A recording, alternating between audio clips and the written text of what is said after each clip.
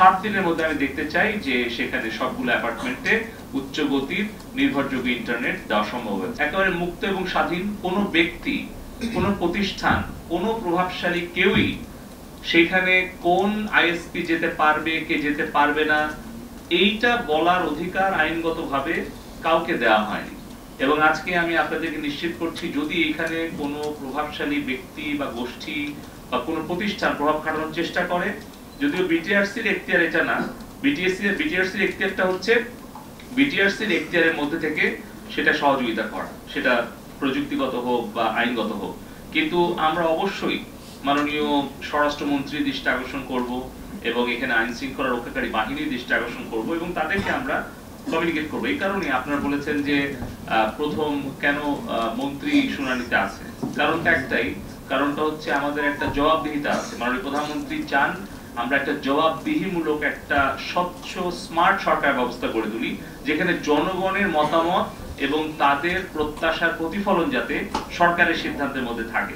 সেই কারণেই কিন্তু আমি আজকে উপস্থিত হয়েছি এবং আমি আপনাদেরকে আশ্বস্ত করছি, এখন আমি ডিজিএম কে বলবো, কামরুল আপনি লাউড স্পিকার একটু বলেন যে খিলগাঁও এটাতে আপনি কানেক্টিভিটি কখন দেবেন, এবং তারপরে আমি আইএসপিএবি সভাপতিকে বলবো যে উনি আইএসপিএবি সভাপতি, সাধারণ সম্পাদক এবং বিটিসিএল এর ডিজিএম কামরুল খিলগাঁও একসাথে মিলে গিয়ে আমাদের এখানে যেই অ্যাপার্টমেন্ট হাউসগুলোতে প্রায় চাহিদা আছে 500টা পরিবারের, এই পরিবারগুলোকে উচ্চ গতির নির্ভরযোগ্য সুলভ মূল্যে ইন্টারনেট পৌঁছে দেওয়াটা হবে আমাদের এই শুনানির প্রাথমিক লক্ষ্য।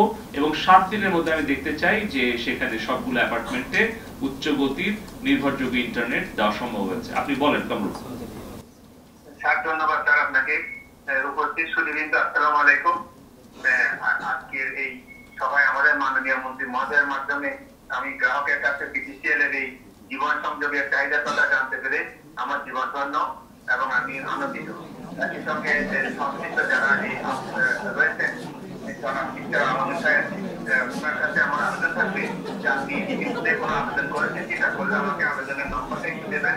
আর যদি আবেদন না করে থাকেন তাহলে আমার মোবাইল নাম্বার আছে, আমি এখন অফিসে আছি, আপনি যদি কাউকে পাঠান তাহলে আমি এখন 1 ঘন্টার মধ্যে ওই সংশ্লিষ্ট স্থানে যাবো, গিয়ে ওখানে কমিউনিকেট করে 1 ঘন্টার মধ্যে আমি রিপোর্ট দিতে পারবো যে ওখানে আমাদের কানেক্টিভিটি করা সম্ভব কিনা এবং করলে কিভাবে জিনিসটা করা যায়। এবং যদি পসিবল হয় তাহলে যদি দেখি যে এক্ষুনি রেডি নেটওয়ার্ক রয়েছে এবং আমরা দিতে পারবো, তাহলে আমরা কানেকশন দিতে আমাদের 1 দিন থেকে 2 দিনের বেশি লাগবে না। ধন্যবাদ মাননীয় মহোদয়। আর যদি রেডি না থাকে তাহলে রেডি করে, ওই জন্য 7 দিন সময় দিয়েছি যে আপনি আইএসপিএবি সভাপতি, সাধারণ সম্পাদক এবং আপনার বিটিসিএল এর টেকনিক্যাল টিম নিয়ে এটা সমাধান করবেন। আমানুর সাহেব কি আছেন এখানে, না চলে গেছেন? তাহলে একটু বিটিআরসি এর নাম্বারটা নিয়ে যোগাযোগ করুন।